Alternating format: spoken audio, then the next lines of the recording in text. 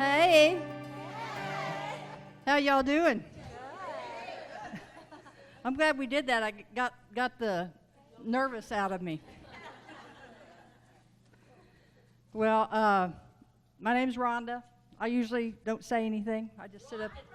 Rockin' Rhonda.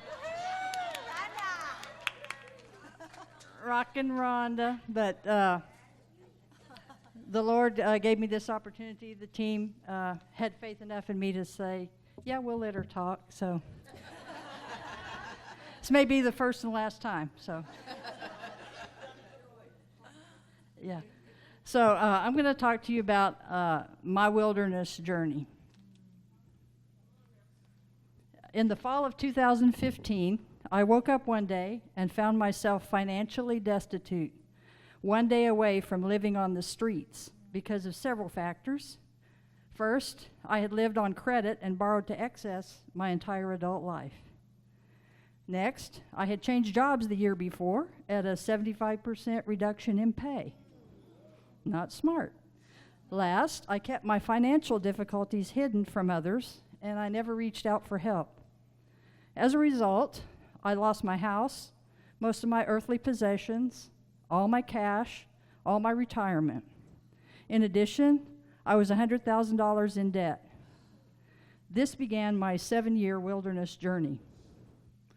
At that time, and for the next several years, my situation was like this. I had no health insurance or money for my own medical care. I ruined my relationships with 3 banks, and for a time I had no bank at all. I endured challenges to my own physical survival, living for a time with my brother and his wife, and after that, in a small 8x10 room in the home of the lady who had been taking care of my cats since I lost the house. In that lady's home, I had a small 8x10 room, and I had a cot to sleep on and a couple of pieces of furniture. And my job situation eventually did change, but it took a while. But those jobs provided me with just the right experience that I needed for what I'm doing now. In spite of that experience, these employers were a combination of lazy, stingy, or unable to maintain their own company's financial stability. So going into the wilderness, my attitude was one of arrogance and superiority toward others. I had no financial discipline. Even with better jobs and cash help from others, I struggled to get to a point of positive cash flow for several years. I had no permanent church home. After being a CPA since 1999 and an accountant for most of my working life, I had voluntarily relinquished my CPA certificate in 2014, and then I had to work for 18 months to get it back when I made that choice. My financial relationships were seriously strained. So I was living with my brother. Then in July 2016, due to my car's looming repossession, and my brother choosing to bail me out of that mess, just after I had moved out of his house, I found myself at the lowest point in my life. I retreated to that room and didn't come out for 5 days.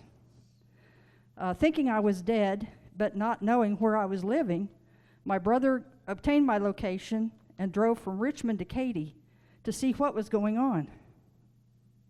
He couldn't get onto the property, but another resident told him that yes, I was alive. Something changed in him that day, and 2 months later, he hosted my 60th birthday party in his house with many of my friends in attendance. In 2018, and this was 3 years into the wilderness, I journaled these words about the importance of time spent in the wilderness.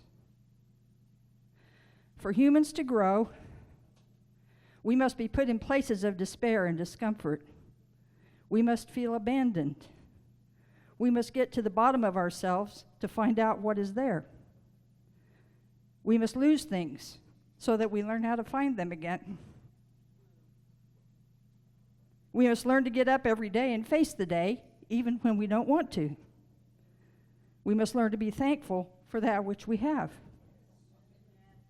We must learn to love and serve the people with whom we are placed. We must learn to trust God in the darkness. We must learn to endure ridicule and opposition. We must remain pure in our motives when placed in environments that are different from those that we're used to. We must be honest with God and ourselves and express the honesty, even if on some days we tell God we don't find any reason to believe in Him at all. We must learn that it's okay when there are no words to pray other than Kyrie eleison, Kyrie eleison, Kyrie eleison. Lord have mercy. Christ have mercy. Lord have mercy on me. White is made more poignant when juxtaposed against black. Sunshine is all the more treasured after weathering the dark storm. Sweetness is all the more pleasant, understanding bitter gall. So, where am I now? I have 2 dream jobs, one full-time as, of all things, a bankruptcy taxation specialist. Woo! Who better understands bankruptcy and taxes? Both. And one part-time job on weekends at the Music Box Theater, working with some fantastic people. And Gail, my friend, is one of those people. She got me that job, actually. Woo! And all of my employers love me, and I love them. My bank and I love each other.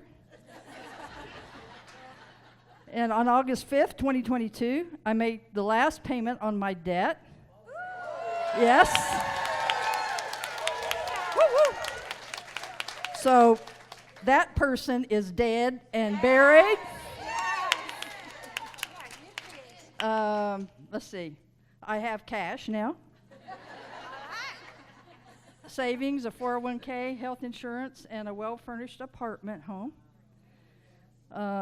Most important, I am financially disciplined. I'm well-versed in bargain hunting and shopping at discount, retail, and outlet stores. My family relationships have been restored, and I have a church home that I love. So, most importantly, I have a new attitude of gratefulness and humility. I trust Jesus like never before, and I know He will never leave me. He will never forsake me. He will always take care of me.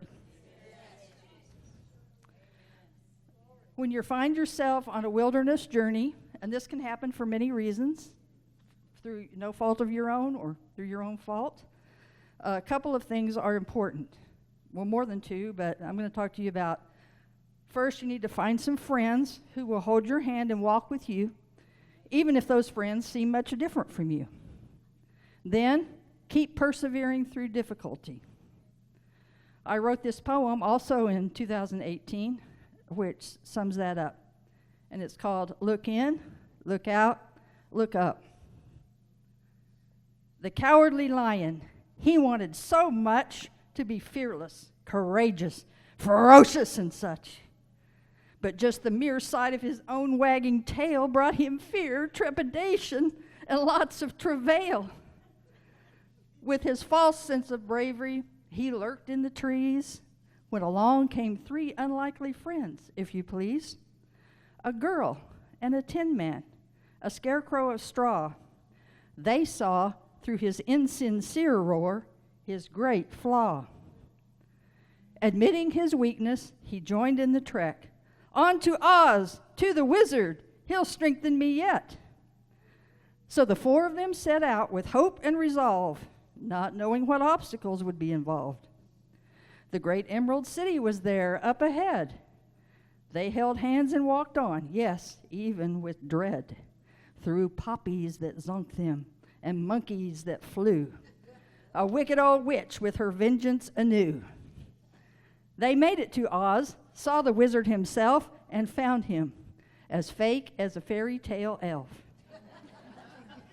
Alas, there would be not a heart without a brain, no courage, no home for sweet Dorothy again. But wait, what was there as they each looked inside? The things each one wanted in there did abide. If not for the struggle, the friendships, the will, the treasures might be unrevealed even still. So if there is something you think that you need, look inside. What is this? Strength and beauty indeed. Look around. Join your friends who can lend you a hand. Look to God, not a wizard, to make your life grand.